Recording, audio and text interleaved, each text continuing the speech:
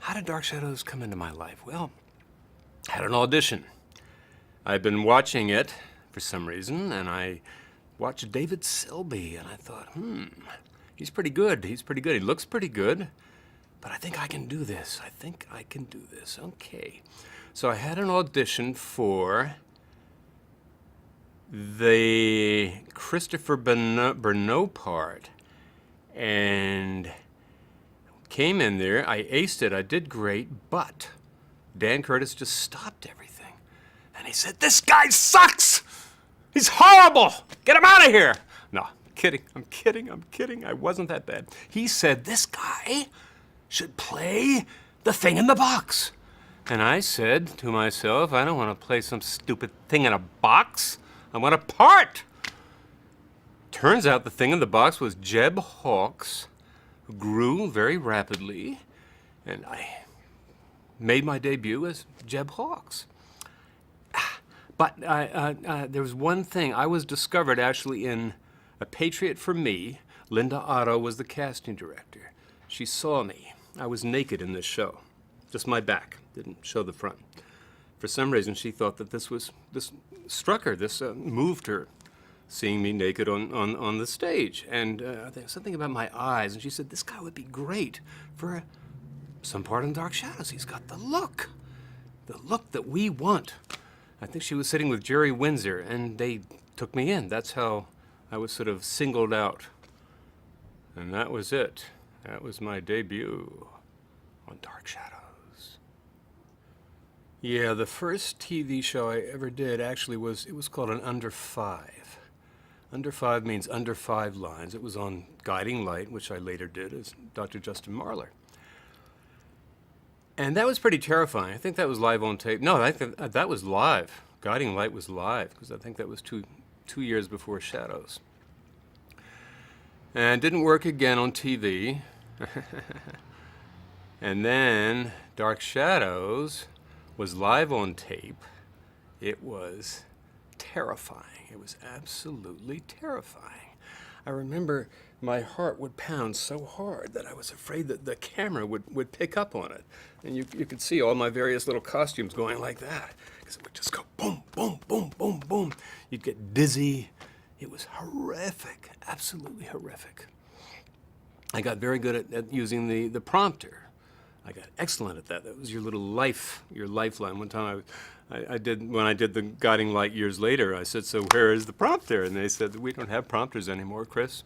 I said, "What?" I said, "We don't have prompters anymore. We don't use them anymore. If somebody forgets a line, they just go up. We just do it over again." I said, "You're kidding. You don't have prompters."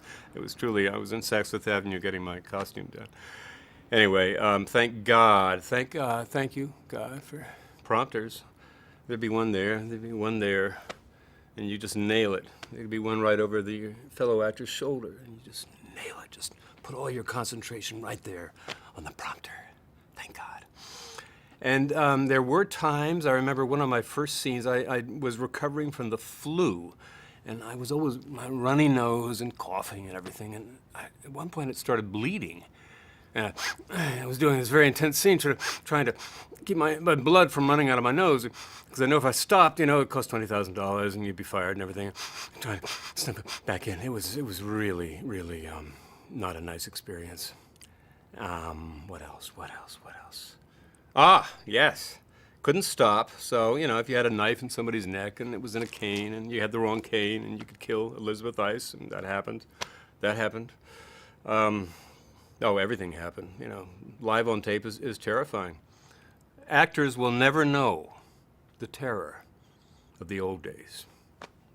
And I think it gives you character. Makes for good actors. Yep. Yeah, Jeb Hawkes was sort of the evil incarnate. And how do you act that? How do you sort of bring that to life?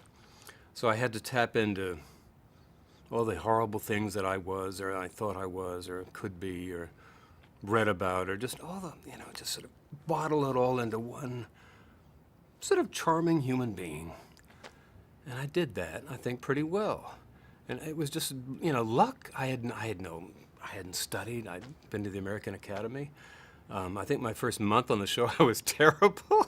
I mean, if you look, I'm just hanging on for dear life.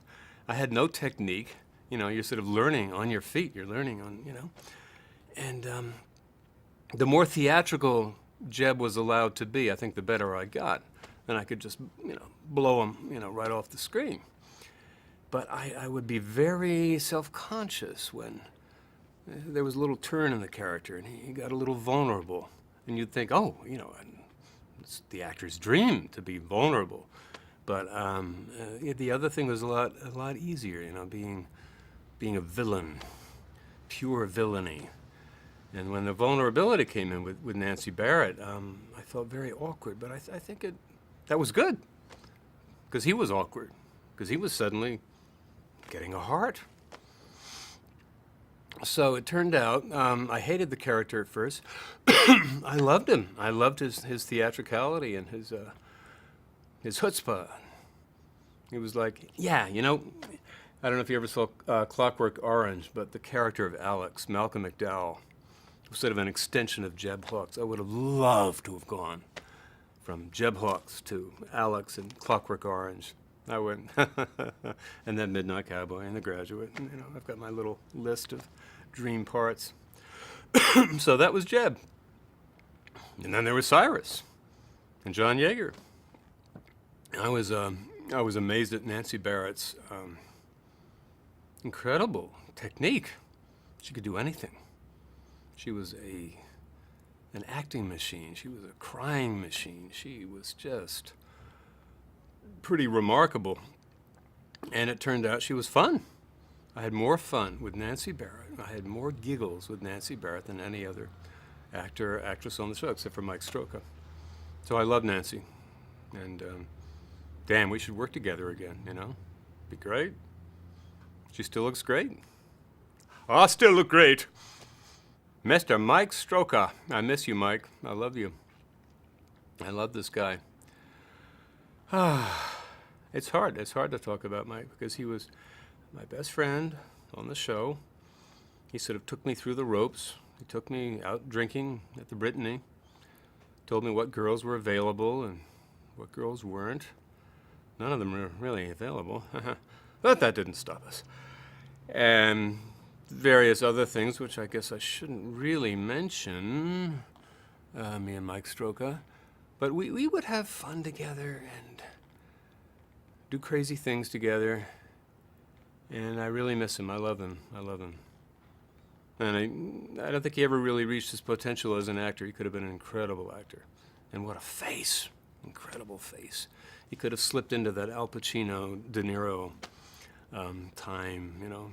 But usually that's the way it goes. But yeah, that's Mike. Miss him.